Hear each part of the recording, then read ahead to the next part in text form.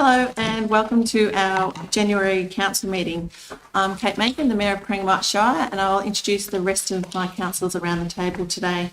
I have Deputy Mayor Laurie Hickey, Councillor Ruth Castrain, Councillor Joe Beard, Councillor Jamie Vogels, Councillor Geraldine Canady, and Councillor Nick Cole. I'll also introduce our directors and managers around the table as well.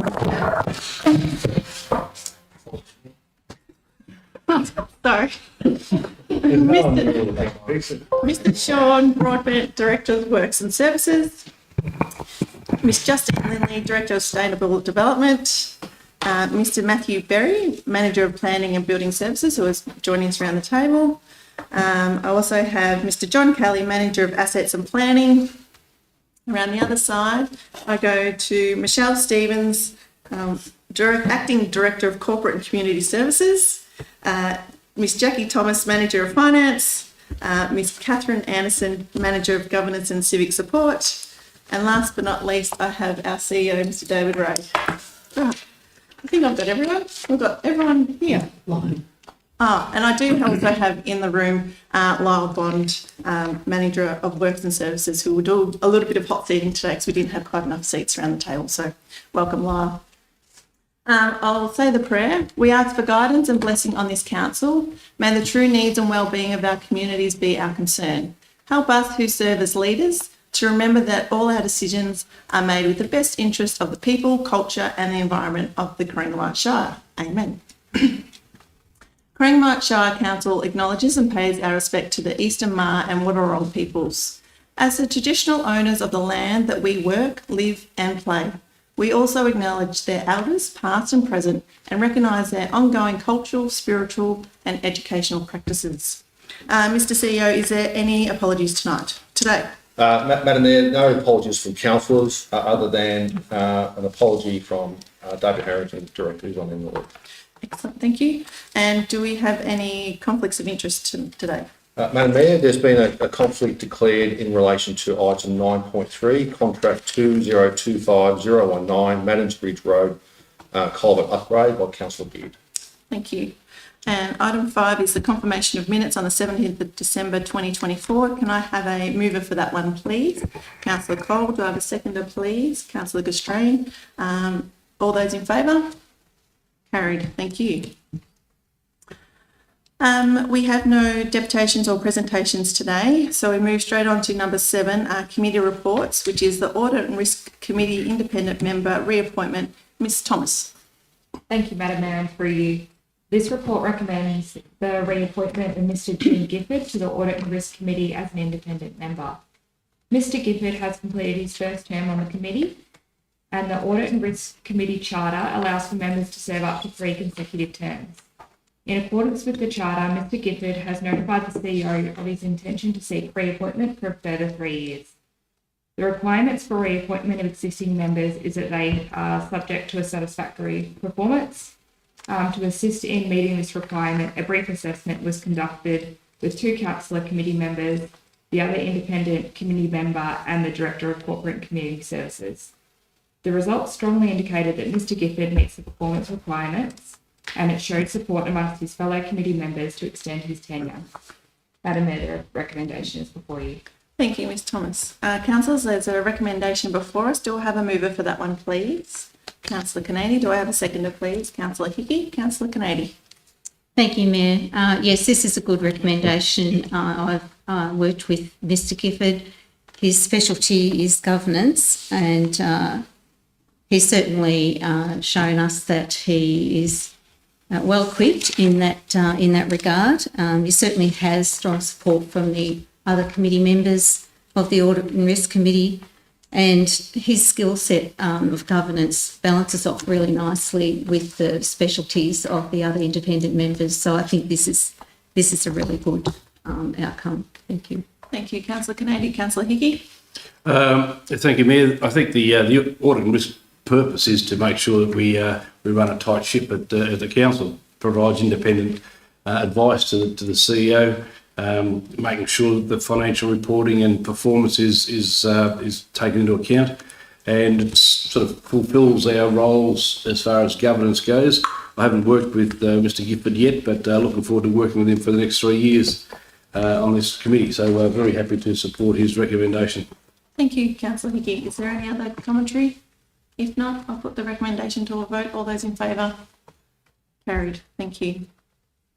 I move on to item 8, which is planning reports. 8.1 is the Skipton Structure Plan authorisation and exhibition. Mr Berry. Yeah, thank you, Madam Mayor and councillors. So the Skipton Structure Plan was prepared and adopted by Council in June 2024. Planning scheme amendment now is before Council that has been prepared to implement policy, zoning and planning scheme changes into the Corangamite planning scheme. And the key changes include rezoning of land in Skipton to further enable commercial opportunities. There's about 7 hectares for commercial, also for industry, 6.3 hectares, and also the new residential land as well, so 14 hectares for future growth. All this future growth and development is planned away from the flood-prone land to ensure that new development for the growth of Skipton is free from the high-risk flood-zoned area. So the report presents a recommendation to seek authorisation from the Minister for Planning to proceed with public exhibition of the Planning Scheme Amendment C64 as contained in the attachment in the report in accordance with the requirements of the Planning and Environment Act. Thank you. Thank you, Mr Berry. Councillors, there's a recommendation before us. Do I have a mover for that one, please? Councillor Cole. Do I have a seconder, please? Councillor Strain. Councillor Cole. Thank you, Madam Mayor. I'm happy to move this. Skipton's a great little town. It's only 50 kilometres out of Ballarat, so this amendment is a great time to open up some land up in Skipton so that we can get some housing built out there. It's a great little spot, as I said earlier, for people to come out of Ballarat and have the lifestyle blocks and etc. and still be within the commuter area and have a great sort of rural lifestyle living and good place for young children to grow up at school, and it's got a hospital, etc. And it's also got the really nice Mount Emu Creek flowing through the middle of it, which is great for barbecues and weekends down on the water's edge, so to speak, in the north of the Shire. I have no problem moving this, and I wish Skipton all the best because it's a place that could use a lot of development and deserves it. Thank you, Councillor Cole. Councillor Strain. Thank you, Madam Mayor, and through you, I'm pleased to second this amendment. As Councillor Cole says, Skipton being so close to Ballarat certainly has the opportunity to grow. But I think it's been important that the rezonings and things that have taken place underneath this amendment is going to direct that growth away from the floodplains. As we know, Skipton has flooded several times in the last decade or so, and it has a devastating effect, but it's a great community. They're very active. Council last month spoke about the Skipton Community Collective and where that's going, particularly around investing in childcare as well as development. So this is the next step. It's been, I think, about 18 months in process, this amendment. So take this next step and put it on exhibition. Thank you, Madam Mayor. Thank you, Councillor Strain. Is there any other commentary? Councillor Canady first. Thank you, Mayor. And just to add a little more to Councillor Castrain's comments, I think it really was a very important element of the structure plan was that protection that's been provided in the town centre by expanding the town boundary away from the flood-prone areas. That's been a really important element of this structure plan. Also, a lot of work done around promoting natural disaster resilience and preserving the town heritage. So there was extensive consultation with the community around those elements because it's been very, challenging, if you like, looking at what parts of Skipton were suitable for rezoning for housing and commercial development. And certainly the proximity to Ballarat was something that was taken account of in terms of the opportunity for growth there. But I'm really pleased that such a lot of attention was paid to protecting the central part of the town and the townspeople from the flood-prone areas. Thank you. Thank you, Councillor Canady. Councillor Beard? Thank you, and through you, Madam Mayor. I think it's appropriate that we remind ourselves how important these structure plan projects have been. I mean, we've delivered other townships in the past, over the past few years, and particularly myself being part of the Cobden process. We've also got Camperdown and Terang beginning their timeline. It's integral to the growth and prosperity of the opportunity that our communities can have going forward. I think it's so timely. I mean, for years we've had these structure plans in place, and times have changed. Township boundaries need to change, so the involvement of getting these amendments are really critical. But it's not also just thinking about the future; it's about the safeguarding. I think that was the word that was used in the report. Safeguarding what's important and appropriate around the environment of a community, and probably no more so important than what we've got in Skipton because of the issues they've had around the flooding. So these structure plans, I just want to say thank you to my fellow councils and the staff that support these, because these are integral to every time we talk about population growth and the strength of our communities. That cannot happen unless we provide the platform for those situations. So structure plans are great. They are a process. This is another step in the timeline of this particular process. But without the community's involvement through the project working group, we couldn't do this without them. So, good luck, Councillor Folling. I know you've been pivotal in helping get this over to where it is today. But it's just exciting to see where we can get these plans to. So just another step. Thank you, Councillor Beard. Any other commentary? If not, I'll put the recommendation to a vote. All those in favour? Carried. Thank you. I move on to item 9, which is Officers' Report. So 9.1, the Fraud and Corruption Control Policy. Ms Anderson. Thank you, Madam Mayor. And through you. The Fraud and Corruption Control Policy has been updated to address evolving governance standards and reinforce Council's commitment to effective fraud and corruption management. Corangamite Shire Council engaged an external consultant to assist in developing a comprehensive fraud and corruption control framework. The framework's primary objective include ensuring compliance with AS 8001/2021, being the fraud and corruption control standard, and strengthening mechanisms for prevention, detection and response to fraud and corruption incidents. The updated policy will form part of a wider control framework that will include risk assessment templates, procedures and annual control plan for ongoing implementation. Public-facing information to enhance community transparency.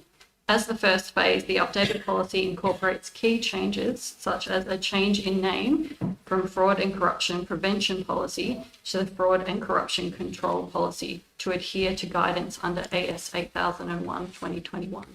Clear roles and responsibilities, a definitive zero-tolerance statement on fraud and corruption, a structured approach to investigating incidents, and comprehensive definitions to ensure clarity and consistency. Madam Mayor, the recommendation for you is to revoke the Fraud and Corruption Prevention Policy of March 2021 and adopt the Fraud and Corruption Control Policy of January 25.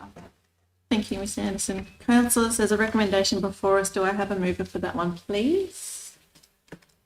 Councillor Canady. Do I have a seconder? Councillor Hickey. Councillor Canady. Thank you, Mayor.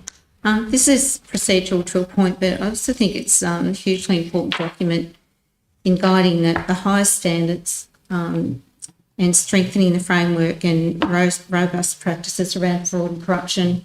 It's something that gets a lot of media and press, a lot of profile around it, if you like, and I think we talk about it a lot within council, and certainly don't want to see any occurrence of it here, and so we're sort of doing everything we can to make sure that it actually doesn't occur. So we're talking about fraud and corruption prevention rather than trying to manage it if it ever occurs. So, that's where our thinking lies, is around prevention. So establishing good practices internally and externally to ensure that the likelihood of any fraud and corruption is not extremely minimal, and rather we'd rather not see it occur at all. I do like the update that looks at a definitive zero tolerance on fraud and corruption. I think that's a really good thought, that there is zero tolerance for it, and I think it's one of those statements that sends a fairly strong message about what we're wanting to achieve here. I also noticed in the conclusion of the report that it notes maintaining trust and confidence from the community, and that's a really important thing, and that's what we want, and we want to have that trust and confidence. I think that's always been a very important thing at Corangamite Shire. But I think it's also equally important that that maintenance of trust and confidence happens within the organisation as well, because we want to have a highly functioning, safe and organisation that upholds very high standards of good practice. Thank you. Thank you, Councillor Canady. Councillor Hickey? Thank you, Mayor. I think the changes that Councillor Canady has outlined are pivotal to the updated policy. I think they're worthwhile and very good. I think the risk mitigation throughout the council processes to prevent fraud and corruption are such that it is low risk within our organisation, and I believe and I would understand that most employees or most people associated with the Corangamite Shire would know that zero tolerance policy is something that's firmly held high. So I'm very happy to second this recommendation. Thank you, Councillor Hickey. Councillor Beard? Thank you, through you, Madam Mayor. I think it's also worth noting that the Audit and Risk Committee have played a pivotal role in this updated policy, and I mean, to me, they're a guiding light because they specialise in this space. So the fact that they've recommended that this policy be adopted by council, to me, goes a long way. I have no problems in also supporting this recommendation for that reason. Thank you, Councillor Beard. Any other commentary? If not, I'll put the recommendation to a vote. All those in favour? Carried. Item 9.2, the Biannual Strategic Risk Report, July 2024. Ms Stevenson. Oh, thank you, Madam Mayor, and through you. Councillors, the Corporate Risk Register Strategic Risk Report attached on a separate cover is to inform Council about its current strategic risk status, provided biannually to Council and the Risk and Audit Commission. The Risk Register manages risk by documenting the risk, its likelihood of occurring, consequences should a risk occur, and the risk mitigation strategies in place. Strategic risks are identified to align with the priorities and objectives of the Council plan and are strategically managed at the corporate level. Strategic risks typically affect the whole organisation and have the potential for high impact or high returns.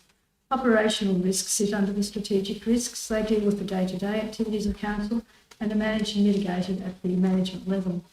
This report is prepared in accordance with the reporting obligations contained in the Local Government Planning and Reporting Regulations 2020 and the reporting requirements of the Risk Management Framework. It is recommended that Council receive the Strategic Risk Report for the period ended 31st of December 2024. Thank you. Thank you, Ms Stevenson. Councillor, there's a recommendation before us. Do I have a mover for that one, please? Councillor Beard, Councillor Hickey. Councillor Beard? Thank you, and through you, Madam Mayor. There's not a lot to say to this, but there hasn't been a lot of movement in terms of, from what I can, over the years I've been on council, the actual level of risk has been mitigated incredibly well, and I think the oversight in this space has only become more and more over the years as well. So the fact that there's been really little movement, if any, on some of these risks over that amount of time just goes to show the amount of oversight and preparation and planning by each of the departments into these risk areas. In terms of the recommendation, I'm happy to support that one. Thanks. Thanks, Councillor Beard. Councillor Hickey? Hey, thank you, Mayor. No, I have nothing more to add on this topic. Thank you. Any other commentary? If not, I'll put the recommendation to a vote. All those in favour? Carried. Thank you. Councillor Beard, do you have a conflict for this one? Yes, I have a material conflict of interest in regards to this contract recommendation by a close family member is the recommended contractor. Thank you. Thank you, Councillor Beard.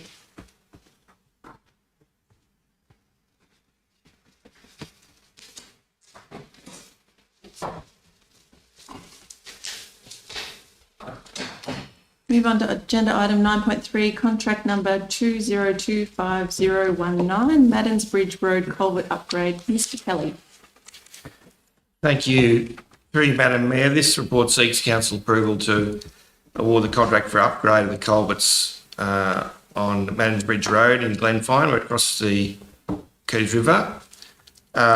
Works include replacement of the existing 1.2 metre diameter culverts with two 3 metre wide by 2.4 metre high culverts and raising the road level by 1.25 metres, which will make the site less susceptible to flooding during rain events. The project's funded by the federal government's Local Roads and Community Infrastructure Program. Through the tender process, there are 11 tenders received. It's considered the best overall value for councils provided by the tender from Civilite from Geelong, who've undertaken successfully very similar works. And with that, it's recommended that the contract be awarded to Civilite for the value of just over $367,000. Thank you, Mr. Kelly. Councillors, there's a recommendation before us. Do I have a mover for that one, please? Councillor Vogels. Do I have a seconder? Councillor Constrain. Councillor Vogels. Thank you, through you, Madam Mayor. This is a road I frequently travel. This road has water to varying depths across it all through winter. And this crossing, it's pretty infamous to us locals who drive it a lot. And over the years, it's claimed a lot of cars, and sadly, it's also claimed to life, which has brought this forward to get the culverts upgraded. Upon awarding this contract, the upgrade will be completed before this winter. So increasing the road height to 1.25 metres with appropriate culvert sizing. This will mean water will only cross the road on flooding events, not for the main part of winter. When it is across, the road will be managed through signage and road closures. But this is probably a good time to remind everyone that you shouldn't drive through floodwaters at all and pay attention to signage, which there has been down there for a long time and is still there and will be into the future. This is funded through LRCI funding after receiving quotes, and the cost is over what was predicted. This nevertheless will still be fully funded by the LRCI funding due to savings from other projects that are under the costing. So the LRCI will fund this anyway. So I'm pleased to move the officer's recommendation in full and award the contract to Civilite. Thank you, Councillor Vogels. Councillor Constrain. Thank you, Madam Mayor, and through you, and I can't add much more than Councillor Vogels has already mentioned this afternoon, but it's certainly a job that definitely needs doing. Maddens Bridge Road for a long, long time has always been the first road that we've always had to close when we've had rainfall, and I know how many people use that road coming from the east of the Shire through to the west through to Warrnambool, so it's certainly a very important thoroughfare. So I'm pleased that this work is being done. I just think it's a pity that the LRCI funding has now been completed and there's no further rounds. It's untied funding that council's been able to attach to a number of major projects right throughout the Shire in the past 3 or 4 years. So, happy to support this recommendation, Madam Mayor. Thank you, Councillor Constrain. Any other commentary? I too would just like to second that it's very disappointing that LRCI funding is not continuing along. It means that we could get extra projects done for our community and also very valuable funding considering it was untied, and we could make those choices as to where we put this LRCI funding. So I'd really encourage that funding to come back to us would be great. But anyway, we'll see what happens in the near future. If there's no other commentary, I'll put the recommendation to a vote. All those in favour? Carried. Can we get Councillor Beard back in, please?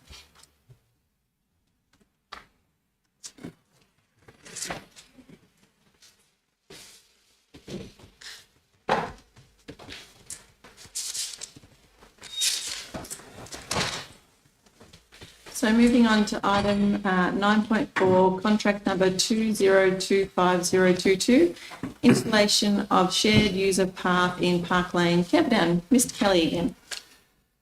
Thank you. And through you, Madam Mayor, this report seeks council approval to award a contract for installation of shared path in Park Lane in Camperdown. Works will include installation of a 1.6 kilometre long, 10 metre wide concrete path on the northern side of Park Lane from Bowen Street through up to the entrance to the Lakes and Craters Holiday Park.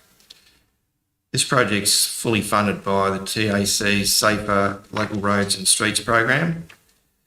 Through the tender process, we received 14 tenders. Considered the best overall value for councils, that tender provided by Brendan Simmons of Camperdown. Brendan has successfully delivered numerous paths throughout the Shire for council. And with that, it's recommended this contract be awarded to Brendan Simmons Concrete Construction for the value of just over $538,000.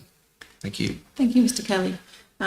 Councillors, as a recommendation, do I have a mover for that one, please? Councillor Castrain, do I have a seconder, please? Councillor Hickey, Councillor Castrain.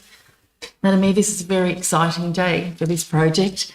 It's been probably the project that's been highlighted to me in my years of council, and now numerous, too many, for this project to happen. A walking track to, or a shared path this is going to be from Bowen Street up to the Caravan Park will be so well used, as is the other walking tracks that we see around the Shire, the Circuit du Sauvage in Cobden. You're always seeing people out there. So this is absolutely fantastic. It's been on the pipeline for a number of years. It was highlighted again by members of the public in submissions to the budget a couple of years ago, and that's why it's been elevated. So you'll follow the process and your projects can come through. So I'm absolutely delighted. Thank you. Big thanks to the TAC for fully funding this path, and look forward to seeing a lot of walkers out there as well as cyclists who will perhaps use it as a link to access the Camperdown to Cobden rail trail in a more safe way. So yeah, it's a great recommendation. Thank you, Councillor Castrain. Councillor Hickey. Yeah, thank you, Mayor. Yes, and I certainly share Councillor Castrain's excitement around this project. It has, in the small time I've been on the council, it has been highlighted to me on a number of occasions, the safety aspect of it, using cars on a narrow road, particularly when the road is elevated and the setting sun can sometimes be a distraction to some of the drivers. So it has been quite a dangerous road, and that's why it's fitting that the Transport Accident Commission Local Roads and Streets program are the sole funders of this. So we thank them very much for the money, and look forward to the road, to the footpath being completed. Thank you, Councillor Hickey. Any other commentary? I'll put the recommendation to a vote. All those in favour? Carried. Thank you. I move on to 9.5, contract Moore Houses Bridge Road retaining wall. Mr Bond. Thank you, and through you, Madam Mayor. The report today proposes to award a contract for the construction of a retaining wall to repair a slip on Moore Houses Bridge Road, Glenfine. This slip occurred as a result of the 2022 floods, and the works include the supply and installation of a gabion retaining wall and anchor system, and then reinstatement of the road. There's been engineering undertaken by external consultants and also geotechnical investigation to determine the best method for fixing this road. Due to the extent of the works required and the cost, Council has applied for pre-approval funding through the Flood Recovery Program. This has now been approved. It's known as a certified estimate process, and although it has taken some time to receive the funding, it does ensure that Council will cover the costs of this entire project. A quote process was undertaken with support from external providers. At the completion of the process, there were 3 submissions provided due to the specialised nature of putting in anchor systems and the gabion retaining system. All submissions complied with the gabion wall and anchor requirements. However, 2 submissions did not propose to undertake all of the works required as specified by the engineers. Given this, the submission by Ground Technique received the highest score with a recommended cost of $222,517, including GST. The submission by Ground Technique is within the budget estimate and also the funding that has been approved by the Flood Recovery Program. Due to the nature, however, of landslip repairs, there is a potential for variations to occur, particularly while excavating the site in preparation for the installation of the gabions. Therefore, this matter has been brought before Council, as there is potential for it to exceed the $250,000 tender threshold. should that happen, that will ensure that this contract remains within our procurement processes. Councillors, the recommendation is before you. Thank you, Mr Bond. Councillors, there's a recommendation before us. Do I have a mover for that one, please? Councillor Vogels. Do I have a seconder, please? Councillor Canady. Councillor Vogels. Thank you through, Madam Mayor, and this would be the other shortcut through from Scotts Creek to Warrnambool. When Madden's Bridge is underwater, then Morehouse is another good option. It's a road I use quite often, and it's probably be one of the most picturesque roads in there. It's a beautiful drive, rather windy, and probably a bit scary if you meet a truck coming the other way. But in 2022, due to high rainfall, if you remember high rainfall, it's a bit hard at the moment, there was a landslip on the road, and there's more than a decent drop down into the valley where this has slipped. But thanks to the advocacy work, we're funding to have this road sort of fixed under the DRFA scheme, which is the Disaster Recovery Funding Arrangements. And I'm pleased to move the officer's recommendation in full awarding the contract to Grant Technologies. It's under budgeted allocation, is great. It's to be completed before the end of the financial year. So another good win for our shortcuts. For our shortcuts. My shortcuts. Thank you, Councillor Vogels. Councillor Canady. Thank you, Mayor. Mr Bond, you certainly gave us a very good count of that situation. Thank you. Obviously work that needs to be done. It's really gratifying that we were successful in receiving flood recovery funding. I mean, obviously that's always very welcome, when we're trying to manage our budget as best as we can. But I always do trust the evaluation process that's carried out by our council officers. When you have a look at the work that they put into evaluating any submitters, it's always very detailed and carefully done. So I always trust that. But I also think it's been very sensible on this occasion to manage contingency as well, as Mr Bond pointed out. But it's, we think we've got this fully funded. But you sometimes don't know what you're going to find when you start doing works of this kind. Thank you, Mayor. Thank you, Councillor Canady. Is there any other commentary? If not, I'll put the recommendation to a vote. All those in favour? Carried. Thank you. I move on to item 9.6, Strategic Planning Consultant Procurement. Mr Berry. Thank you, Madam Mayor, and through you. The purpose of this report is to seek approval for the contract variation and extension for strategic planning and related project management services for a current contractor, up to a total maximum amount of $500,000. For context, this is an extension of $60,000 in addition to a $440,000 contract previously awarded by Council in September 2023. Under Council's procurement policy, specifically section 2.3.2.1, provides exemption from public tendering of amounts over $250,000. In this case, we have the category number 10 for other specific council exemptions. At present, council doesn't currently employ a strategic planner to otherwise manage strategic planning projects.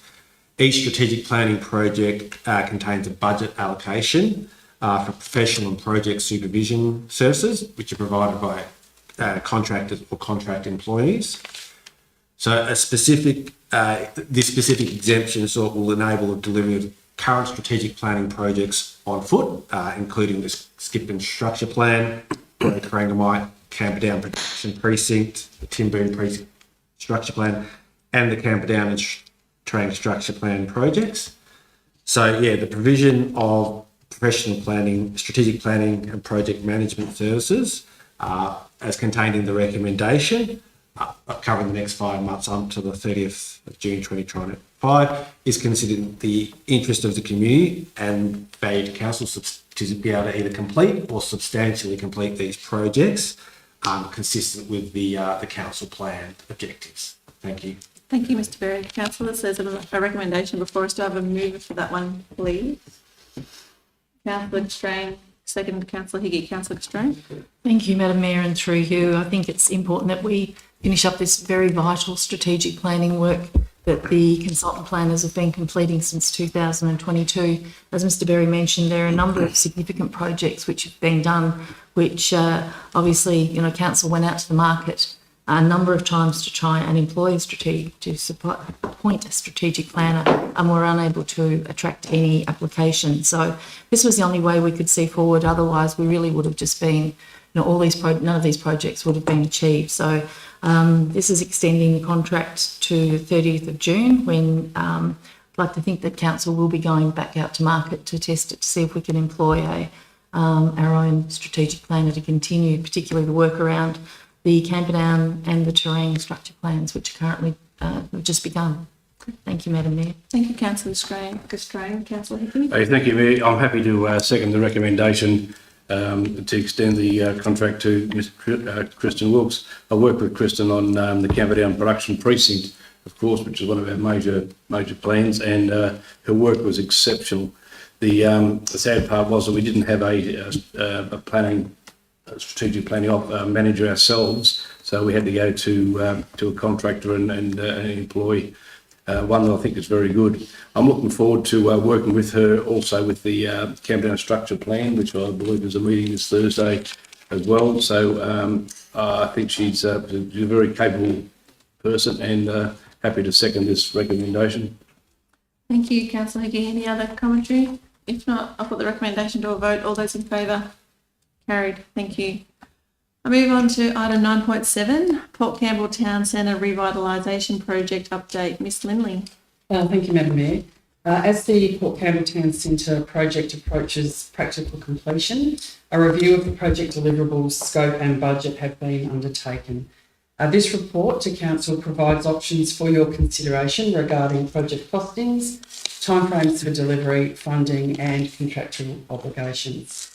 In August last year, Council did consider a report detailing that the project was running marginally over budget due to unforeseen costs beyond the project scope. Since August, the project has continued to be faced with unforeseen costs, including unmapped asbestos and service infrastructure that has required redesign, additional construction works and program rescheduling. There have also been delays caused by power shutdowns requiring contractors to work in a live site that has impacted on time and further requiring program rescheduling. The existing road subsurface was also inadequate for reuse and again requiring additional asphalting that was not included in the original or the revised budget. These infrastructure impacts have resulted in time delays that require additional traffic management and staffing resources, all adding to the cost. This report recommends that Council receives the project status update and considers a further allocation of $500,000 to cover these project costs and enable the project to be completed. Other options before Council to consider include a reduction in the project scope or a deferral of works. Thank you, Madam. Thank you, Ms Lindley. Councillors, I have a recommendation before us. Do I have a mover for that one? Councillor Vogels, do I have a seconder, please? Councillor Canady, Councillor Vogels. Thank you, through you, Madam Mayor. First up, I'd like to move the officer's recommendation and acknowledge the comments that we received from members of the community and welcome some of our Port Campbell community members into the gallery, and thanks for coming in. I think it's fair to say there's never been a time where there hasn't been disagreement. People have voiced their concerns with the design, with parking, with plantings, with garden beds, with the amount of concrete and paving, with street lighting, with artwork, with safety, with shelter, with the health of the Norfolk Island pines, with the impact of the weather, with accessibility, with the impact on small businesses, with the timing of the works, and currently now with the decks. We have heard disagreement about even doing the project at all. There are as many different opinions about the Port Campbell project as there are residents in the town, and this has been the case since its inception.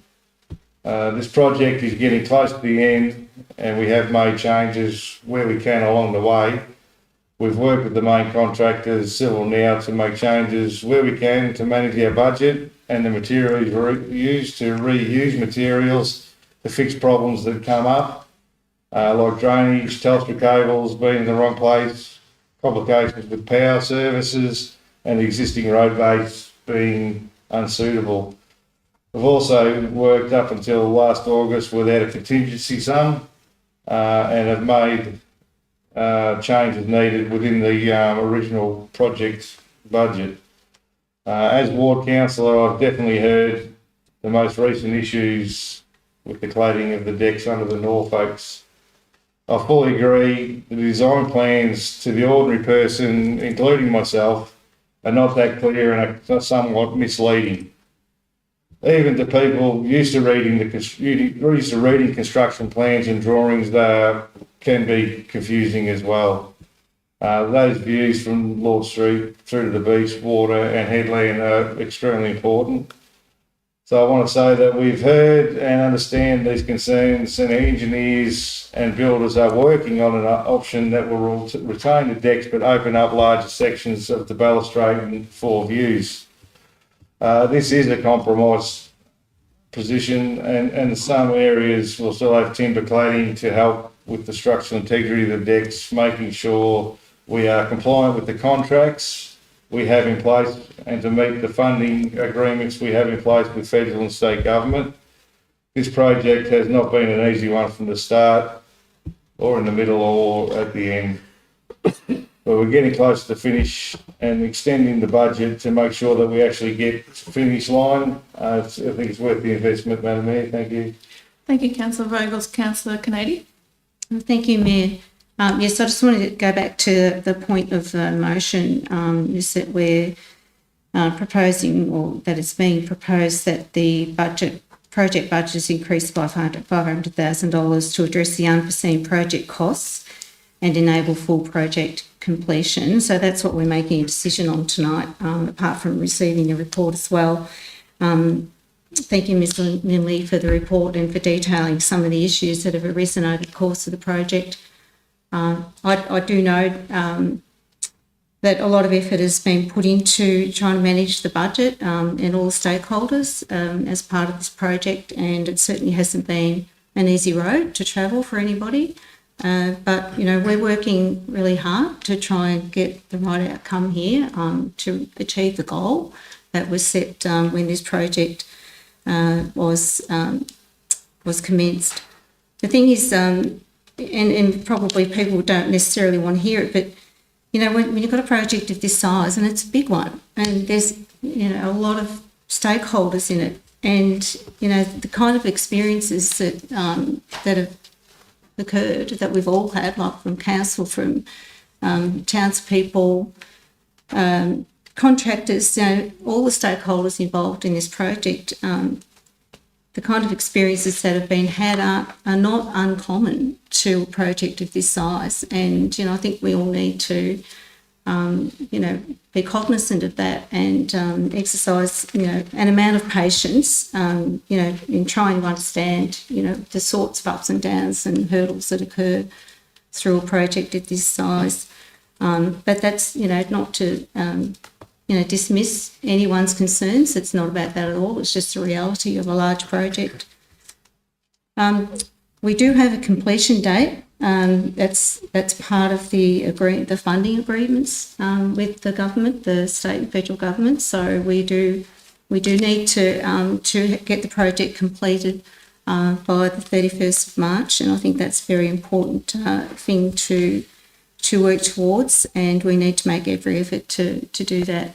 So I won't say anything further on it, but I think we just need to get on with the project, complete the project scope as it currently stands, and work towards that completion date. And I think we'll be happy with the outcome. You can't please everybody, but I think it's going to be a great outcome for Port Campbell overall. Thank you. Thank you, Councillor Canady. Is there any more discussion? No. Councillor Beard. Sorry, through you, Madam Mayor. We're hearing a lot of negative. It's been really negative. And obviously, we've been around, Councillor Castrane and myself have endured it over many, many years through this project and seen it from its conception right through the planning process. And I always think back to the late Mr. John McLeod. And gee, I miss him down at Port Campbell, and seeing his face and bouncing things off him and thinking, what would he be thinking and saying now? And he was so excited about this project, and I wish you could see it now to where it's got to, because I can see the positives in it. Yes, there's lots of negatives, and I can only imagine what it's been like for the people that reside down there.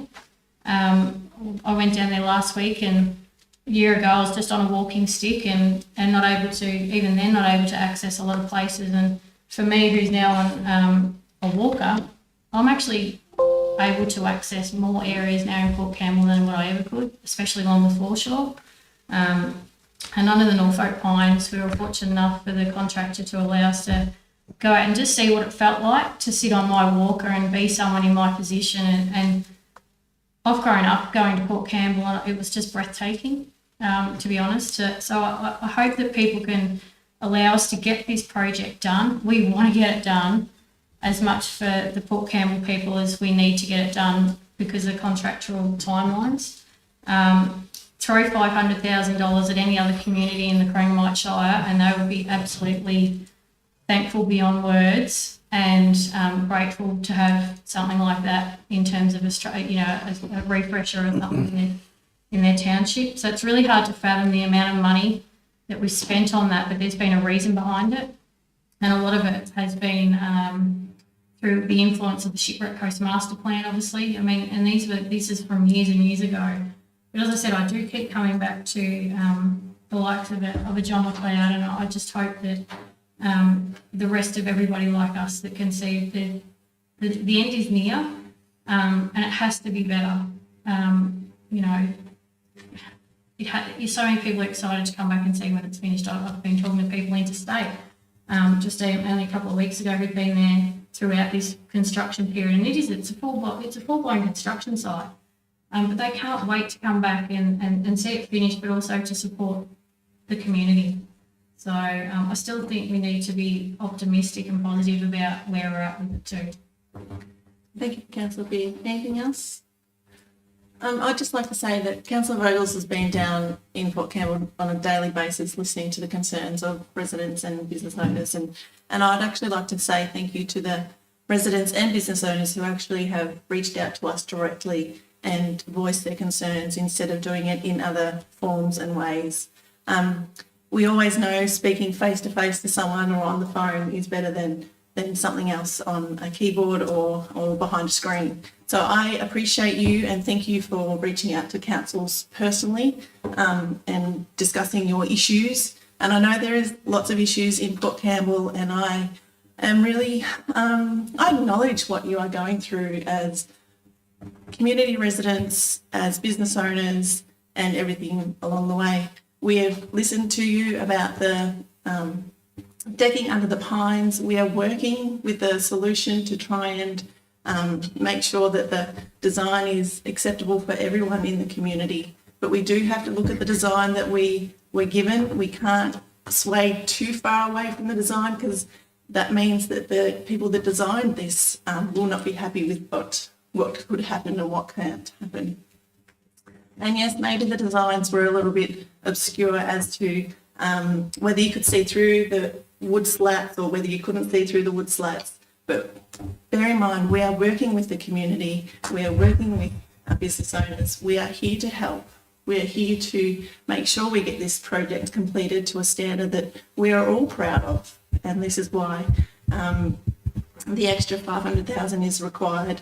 But we are also dealing with things that weren't foreseen and weren't on our list of things that happen underground. If I had a telescope and I could go underground and see what's there before we start digging, that would be great, but we didn't. And perhaps that was from 20 years ago when the streetscape was happened 20 years ago and these services weren't marked then. I don't know, but we're here dealing with them now. We're making sure we put them in place and they are lined and they are marked. So the next person that comes along and does this in 20 years' time, hopefully, maybe not me sitting around this council table, knows where all the pipes and services are, so they don't encounter this problem and they know exactly what's going on. But we are listening, we are talking. The officers are down there quite often, and Councillor Vogels is down there quite often as well. So I'm happy to support this recommendation. Did you have anything to follow up with Councillor Vogels, or are you happy? Oh, no, I'm fine. Thank you, Madam Mayor. think we need to keep doing the best we can to make it as close as we can to acceptable. Then no more commentary. I'll put the recommendation to a vote. All those in favour? Carried. Thank you. I move on to item 9.8, Facility Design Grant 2024 to 2025. Mr Broadbent. Thank you, and through you, Madam Mayor, this report recommends the allocation of funds under Council's Facility Design Grants program for the 2024-25 year. This program enables clubs and community groups to fund preliminary design and quantity surveying costs for the redevelopment of facilities. It is important to note these grants are not for construction, but only for preliminary design works associated with a project. These plans are costing a genuine requirement when seeking external funding for a project, so they are very important. Under the program, a one-off grant of up to $7,500 is available for eligible clubs and community groups, with applications closing on the 13th of December. One submission was received from Timboon Golf Club and was assessed against the grant criteria. It is recommended that Council allocates a facility design grant to Timboon Golf Club for $1,500 for design works to upgrade existing car park. Thank you, Madam Mayor. Thank you, Mr Broadbent. Councillors, there's a recommendation before us. Do I have a mover for that one, please? Councillor Castrain, Councillor Hickey, Councillor Castrain. Thank you, Madam Mayor, and through you, I'm more than happy to support this recommendation for the Timboon Golf Club. They're expanding their car park, so that's a really good sign because we want more people out there playing golf and exercising. But I will say to any clubs and organisations throughout the Shire that there's still $28,500 left in this fund to be expended before the 30th of June. So if you're planning on doing an upgrade to your club rooms or you're doing some work expanding your car park and you need some technical drawings or schematic designs done, please get in touch with Mr Broadbent and his team and they'll lead you through the process. Thank you, Councillor Castrain. Councillor Hickey. No, nothing more, but I would still reiterate what Councillor Castrain said. It has been undersubscribed and there's money there for design, for existing facilities, and it's a good opportunity for members of the public to be able to get some assistance with their design. So very happy to second the recommendation. Thank you, Councillor Hickey. Any other commentary? Councillor Beard. Thank you, through you, Madam Mayor. These works will be really great for the Timboon Golf Club members. Being a golf buggy or golf cart owner myself, they do take up a lot of space, and a lot of people now, that's what they have. So, you know, what was built years ago is no longer, it's getting irrelevant, like they need more space. It needs to be more user-friendly, and it's great to see that the golf club membership is increasing. We'd love to see that in Corangamite, so that's really good. I have already requested that we do a policy review on this so we can make it a rolling fund. So as projects come up throughout the 12-month period, the budget period, anyone can apply on a monthly basis, right, or, as they see fit, rather than leaving it to the designated time frame. We found it's working with our other programs, like particularly the facade grants, where we can help out our local businesses. So I don't see this as any different. I think it's a great opportunity for various, volunteer community groups to access this fund. And it can really make a big difference to often some of these groups thinking about we should do it to actually getting it done and then having their business case, like they're actually helping provide plans towards their business case to then where they go to that future grant funding. So I'm glad you've done a shout out to try and get more people interested. And often it's because they just don't know it's available. So I think as councils, we can also take that on board to try and make sure we share that these funds are available to help some of these community groups out. Thank you, Councillor Beard. Any other commentary? If not, I'll put the recommendation to a vote. All those in favour? Carried. Thank you. Item 9.9, application of Common Seal of Council. Ms Anson. Thank you, Madam Mayor, and through you. This report informs Council of all applications of the Common Seal made by the Chief Executive Officer under delegation between 1 January 2023 and 31 December 2024. The Corangamite Shire Council is required to keep and maintain a Common Seal under Section 14B of the Local Government Act 2020. And the Council has, by resolution, delegated the use of the Common Seal to the Chief Executive Officer.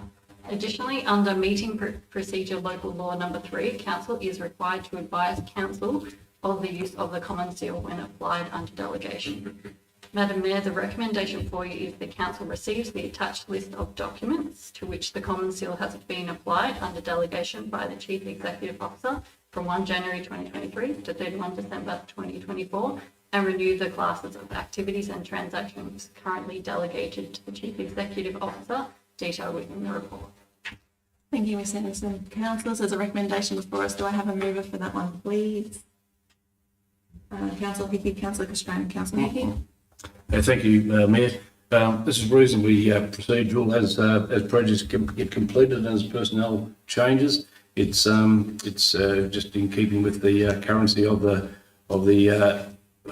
Common Seal Act, and it just very much reflects the governance that we show around the Shire. Thanks, Councillor Hickey. Councillor Castrain. No, Madam Mayor, nothing much to add. I was just pleased to see the CEO was still using the seal on Christmas Eve. Good on you, David. Thank you, Councillor Castrain. Is there any other commentary? If not, I'll put the recommendation to a vote. All those in favour? Carried. Thank you. Councillors, is there any item number 10, other business? Is there any other business you'd like to raise at the moment today? No, no other business? No, okay. I'll move into number 11, open forum. Mr. CEO David Ray, is there any questions online? Madam Mayor, there are no questions from the online stream service. No worries. I note we have a few in the gallery today, sorry, that would like to step up and make an open forum comment, speech. So when you go up to the lectern, can you just state your name and you have 5 minutes, and I'll give you a 1 minute warning. Thank you, and thank you to the Mayor and the councillors for letting us attend. I'll just introduce myself. I'm Michelle Rowney. I've been a resident of Port Campbell for 25 years and grew up in Timboon. And as an aside from what I'm going to talk to you about, I would like to thank you for fixing the Madden Bridge Road, because my sister drives that twice a week after doing night shift in the base hospital, and I always worry about it. So thank you. So my question today is not specifically about the whole of the Port Campbell design. There's many design flaws and disruptions and everything that you've heard about many, many times. My question specifically is around the balustrade and the community consultation that's taken place around that. Now, you probably haven't heard from me before on this because I've done all the feedback and everything and let the reference committee do what they were meant to be doing. But as this balustrade went up and I was horrified, I started to ask a few more questions. And I spoke to members of the reference group and found that actually there hadn't really been any community consultation about this balustrade. And to be fair, I don't think that with such a community uproar when it started to go up like a week and a half ago, I don't think there has been sufficient community consultation. And I think from this, I'd like to understand what there was and then to learn going forward, because it's much better that everyone's happy or happier going forward. And in response to the comment around disagreements within Port Campbell, I've never seen Port Campbell more united on this balustrade, to be quite honest. There's people that I've disagreed with a lot, and all of a sudden I'm agreeing with them. So the community is upset by the balustrades, but I guess it's about trying to go forward, understand how we got to this position, which is what I'm trying to understand, and then I guess to make sure it doesn't happen again. So my question, which I'd given to the governance email on Friday, which is what were the specific consultations that were undertaken re the balustrade, and dates, names and outcomes, because just blanket statements about we spoke to the reference committee and business people and stakeholders, I don't see that. So I guess I'm wanting a bit more detail. Thank you. That's my question. Thank you, Mr. Rowley. I will direct that question to Ms. Lindley to answer that as best as possible she can today. Thank you. Yeah, thank you, Madam Mayor, and thank you, Michelle, for the question. I can't go into detail right now, but we will look into previous work. But I can give you a bit of an update that the concepts for the project started, as you'd be aware, with the first community reference group meeting back in September, on the 17th of September 2017. And there were a number of different subsequent meetings throughout 2017 to 2020. Which I would have attended some of those. So, Yeah. So the eventual design, as you'd be aware, was approved by Council in August 2020. That hasn't changed substantially at all. So which of the designs, like in that thing, there's like quite a few different ones. So was it? Sorry. Sorry. Yeah. Sorry, I'll let you answer. to go to the detail. If you. Sorry. Sorry, we've asked your question, Ms. Rowney. She's giving you a response. There's no more commentary. I'm sorry. Miss Lindley? So in addition to the the designs were approved in August 2020. Those were the designs that formed the basis of the funding submissions to both the state and federal government. The only changes to those approved designs have been implemented with regard to the footings of the decks, because we needed to make sure that they didn't interfere with the root systems of the Norfolk pine. So there was a structural design change to the deck footings, so it's not to adversely impact on the Norfolks. But apart from that, there's been little to no design change up to date. However, notwithstanding that, the project delivery team is currently working through practical ways to open up the views. And as both Councillor Vogels and the Mayor have indicated during the meeting today, we are intending to open up as much of the view as we possibly can, but also at the same time retain the structural and design integrity of the decks. Thank you, Ms. Rowney. Next, for the open forum question, please state your name and you have 5 minutes. Thank you. Can you hear me? Is that okay? Yeah. Right. Okay. Thank you. I'm Sue Eunice. Thank you for giving me the opportunity to address you this afternoon regarding the balustrade under the Norfolk Pines. I'm a member of the Port Campbell Community Business Reference Group. I've regularly attended meetings of the group and have acted as a community representative. I'd like to make the point that this community is not just Port Campbell residents. Our town is a destination for people from throughout the Shire and the region and from all around the world. A number of people who were on this committee were unable to attend as the meetings were always held during business hours. The Port Campbell Streetscape project has seen many changes in project managers, committee managers and Shire councillors, and I can only imagine how this would have affected continuity of such a complex project. Within the committee, I'm not going to keep saying the full name, within the committee, improving communication was regularly raised as an issue.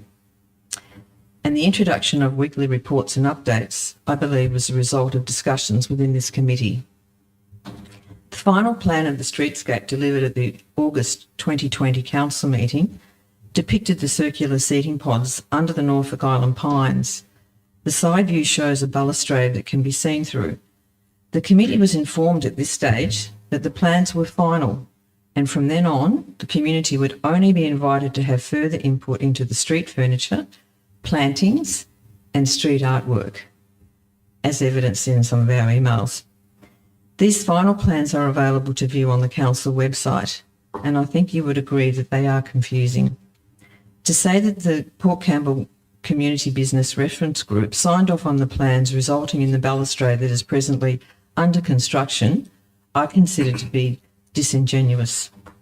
One of the most disappointing aspects of the new decks is that of all the components of the streetscape, this was the one that was most universally supported. Community reaction to the current construction is understandably negative, as the view of the bay from the road, the footpath and the car parks has been obliterated.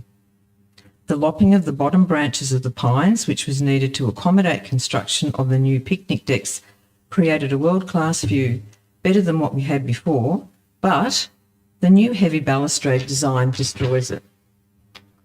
This need not be the case. I'd like to refer to a May 2020 Department of Environment, Land and Water planning document titled Siting and Design Guidelines for Structures on the Victorian Coast. Some of its statements include, it is crucial that we maintain existing views and that structures do not detract from our viewing experience. Maximise public viewing opportunities of natural features including the ocean. Retain existing views to and from the water or along the coast. So I pose the question, does this proposed heavy timber balustrade meet these criteria? I do not believe it does, and neither does the community. I acknowledge that whilst the view while standing on the decks is excellent, while transparent light balustrades could make it fantastic. People want to enjoy the view while walking along the footpath, driving along the road or parked in their cars, especially when wild storms roll in and the sea is raging. The film of the storm that I shared last year, I could only film from inside my car. That wind was so strong, I nearly got blown off the tree stump. Some people have suggested that the solid walls are essential to provide protection from the elements. Coastal design principles, as stated in the Shipwreck Coast Master Plan, state that while protection from the elements is one aspect of a design brief, this should never come at the expense of ruining a coastal view. One concern I have about the enclosed pods is that it might unintentionally create a sense of exclusivity that discourages people from sharing. If one of the design aims is for an inclusive and multi-use space, opening up the layout could help foster more inclusivity. If all the pods are being used by large groups, on one day there would be people reluctant to enter the space through the relatively no visible openings. The impact of these picnic decks on the beach does not seem to have been considered in the final design. A more lightweight, see-through safety wall, example wire or even vertical bars, would reduce this heavy solid look from the beach. With a project as enormous and complex as this streetscape, it is not a surprise that no one has been on top of every single aspect. An example of this is the use of multiple, closely spaced, protruding tech screws to attach the timber to the main steel angle iron uprights. Has anyone considered the risk these pose if people fall and hit their head on an upright? It's not too late to make the necessary changes to ensure the decks do not wreck the best up-close view of the ocean in town. I urge Council to take the time to look with fresh eyes at this aspect of the design, discuss it with your fellow councillors and council staff, and make the right decision of protecting what many people treasure, the view of the bay. And I'll finish with this quote from the Shipwreck Coast Master Plan, page 21. If locals love it, visitors will too. Thank you. Thank you. Someone else like to make?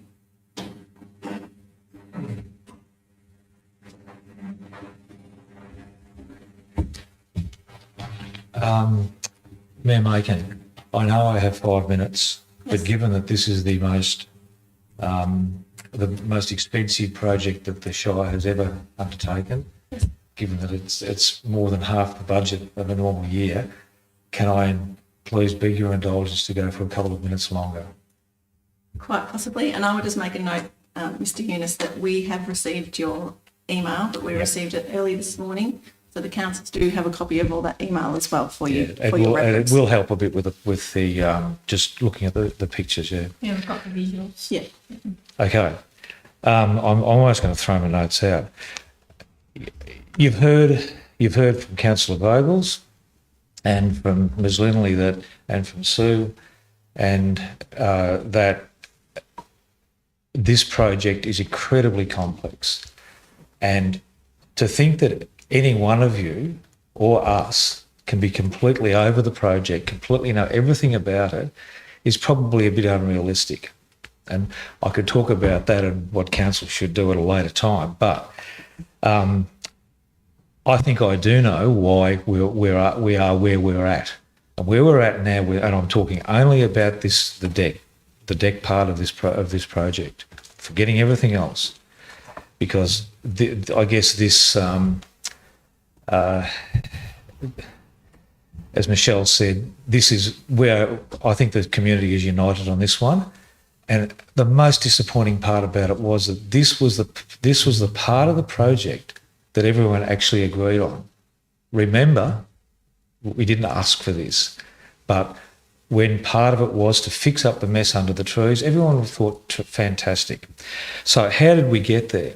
Because I can tell you the community didn't ask for this particular design. And if you go to page 2 of those notes, the feedback, Ms Lindley, that you'll see that from the 153 responses, you'll see what did the community ask.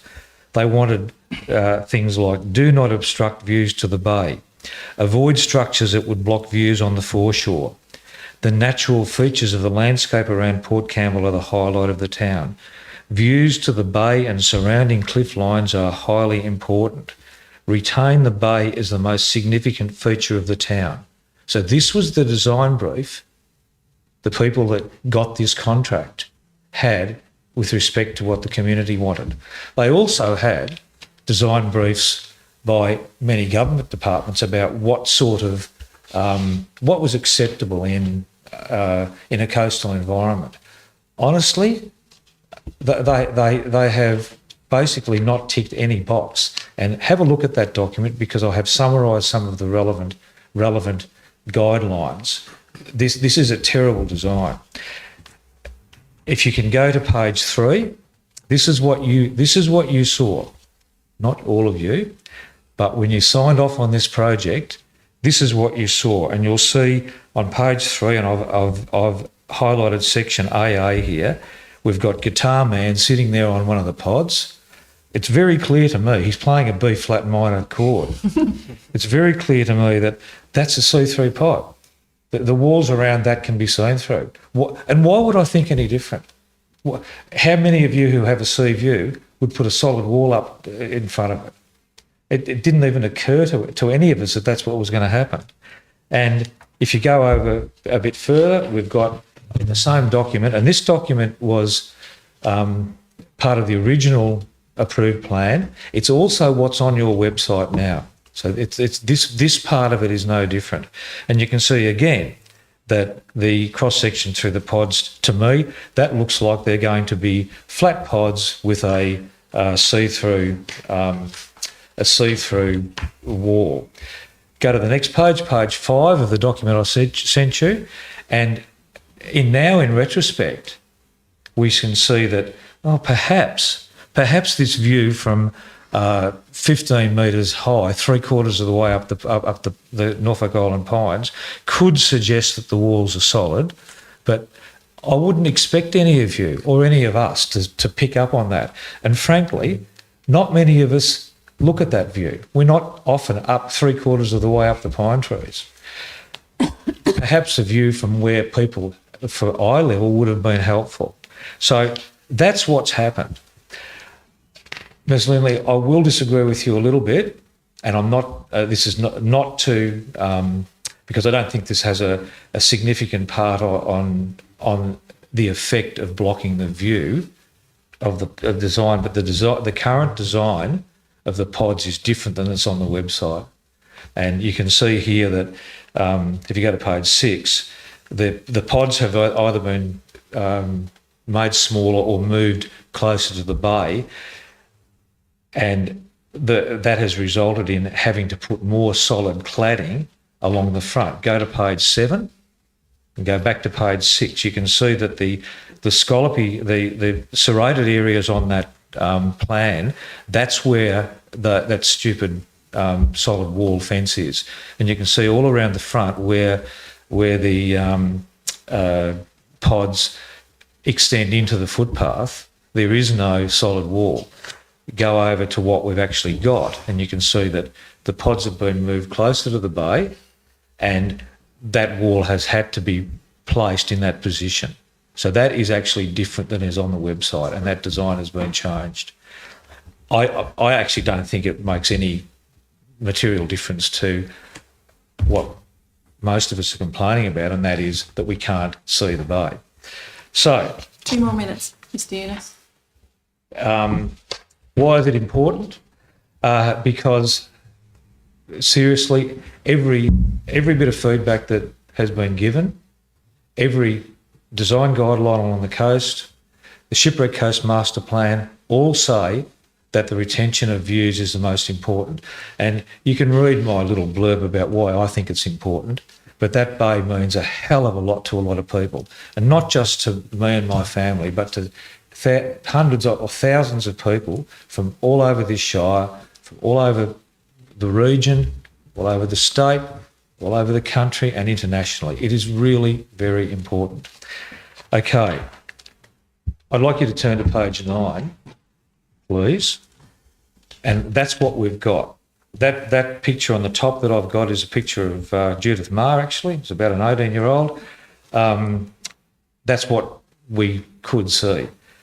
From a similar position, that's what we currently see. And that extends the whole way along Lord Street,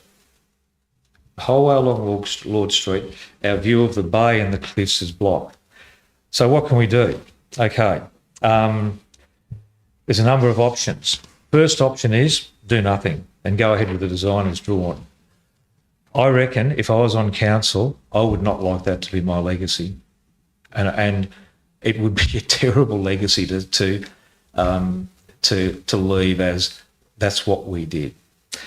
Second option is to modify the design, retain some of the timber walls and replace the front. By the front, I mean that closest to the bay with something like stainless steel wire, vertical poles, something that you can see through. That picture on page 10 actually shows what that's going to be like. Honestly, I don't think it's going to make any difference to the view. And Councillor Vogels and Mayor Macon, and we were down there the other day. I said we needed time to think about this.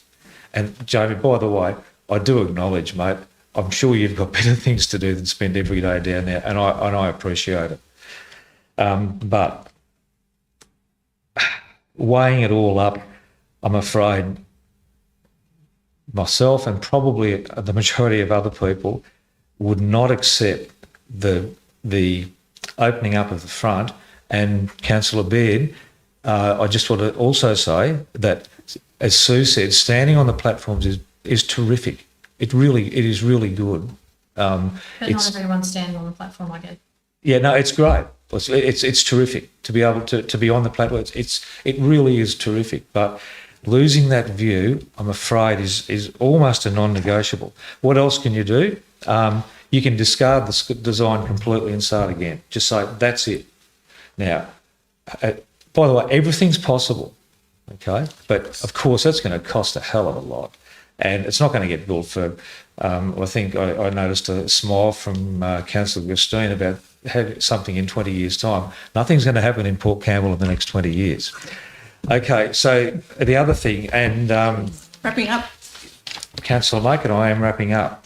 Can I just come back to something you said, that you were concerned about changing the design too much because we might, and your exact words were, something along the lines of we might not satisfy. I wrote it down.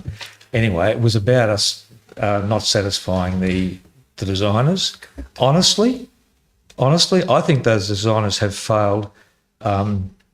Probably. I hope they've got good professional indemnity, because this design is terrible.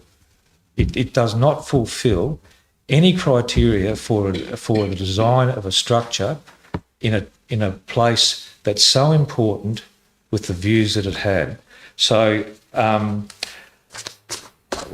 other thing in my wrapping up, everyone has said we cannot get an extension of this funding. I honestly really implore council to try harder.